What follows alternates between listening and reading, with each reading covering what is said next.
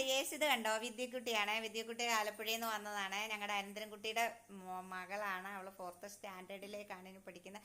അപ്പോൾ അവൾ രാവിലെ ഒരു കുസൃതി കാണിച്ചു.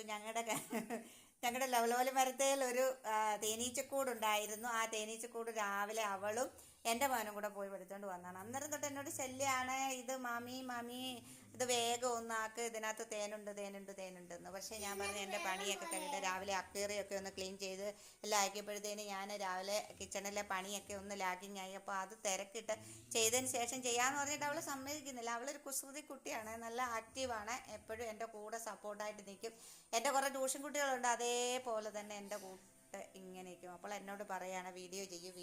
ഞാനൊരു കുറേ ഇപ്പം ഒരു മാസം കഴിഞ്ഞു. എൻ്റെ സ്റ്റുഡൻസൊക്കെ ചോദിക്കുന്നുണ്ട്, ടീച്ചർ എന്താ വീഡിയോ ചെയ്യാതെ? എനിക്ക് സമയമില്ലാത്തത് കൊണ്ടാണ് കേട്ടോ. അപ്പോൾ വിദ്യക്കുട്ടി ഇതിൻ്റെ തേനെടുക്കാൻ പോവുകയാണ്. തേന് ഉണ്ടോ ഇല്ലയോ എന്ന് അറിയത്തില്ല. കാരണം എന്താണെന്ന് ചോദിച്ചാൽ ഇത് ലെവലോലി മരത്തിൽ ഈ വർഷം ഉണ്ടായ ലെവലോലിക്ക ഒന്നും പഠിച്ചില്ല. കാരണം തേനീച്ച അങ്ങനെ പൊതിഞ്ഞിരിക്കുകയായിരുന്നു.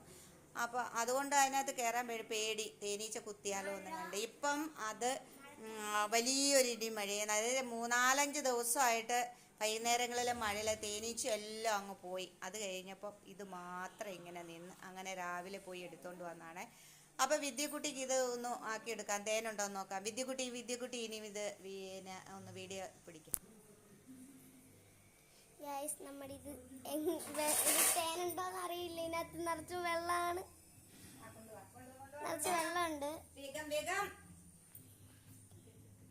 നിറച്ച് വെള്ളമാണ്. എനിക്കറിയില്ല അപ്പം ഉണ്ടോന്നറിയില്ല. അപ്പം നീ പിടിക്കുന്നുണ്ടോ ഇതിലേക്ക്?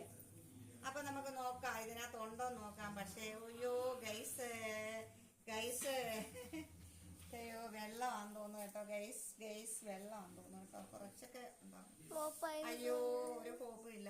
സാരമില്ല. ഞാനിതെല്ലാം ആക്കി, അയ്യോ അതങ്ങനെ ആക്കി വെച്ചാൽ മതിയായിരുന്നു അല്ലേ? തേനീച്ച കൂടെ ഒരു പുരാവസ്തു പോലെ വെച്ചേക്കാം. കാരണം ഇതിനകത്ത് തേനൊന്നുമില്ല, മഴ പെയ്ത് അങ്ങനെ ഇരിക്കുകയാണ്. വിദ്യക്കുട്ടിക്ക് ആകെ സങ്കടമായെന്ന് തോന്നുന്നു. സാരമില്ല വിദ്യക്കുട്ടി, നമുക്ക് ഇനി നോക്കാം. ഇനി ഇഷ്ടം പോലെ തേനീച്ചകളുണ്ട്. ഇത് വെറും വെള്ളമാണ്. അപ്പൊ ഇതാണ് ബീ ഹൈവ് എന്ന് പറയും. കുട്ടികളെ കാണിക്കാനും നല്ലതാണ് കേട്ടോ. തേനീച്ച ബീസ് നെസ്റ്റ് ആണ് ബീ ഹൈവ്. എങ്ങനെയുണ്ട്, കൊള്ളാമോ കൂട്ടുകാരെ?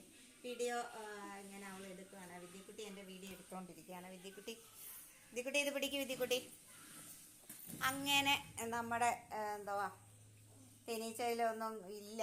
വിദ്യക്കുട്ടിക്ക് കുറച്ച് സങ്കടമായിട്ടുണ്ട്. എന്നാലും അവൾക്ക് വലിയ കുഴപ്പമില്ല. സങ്കടമായ വിദ്യക്കുട്ടി? ചെറുതായിട്ട്. സാരമില്ല കേട്ടോ. ബൈ.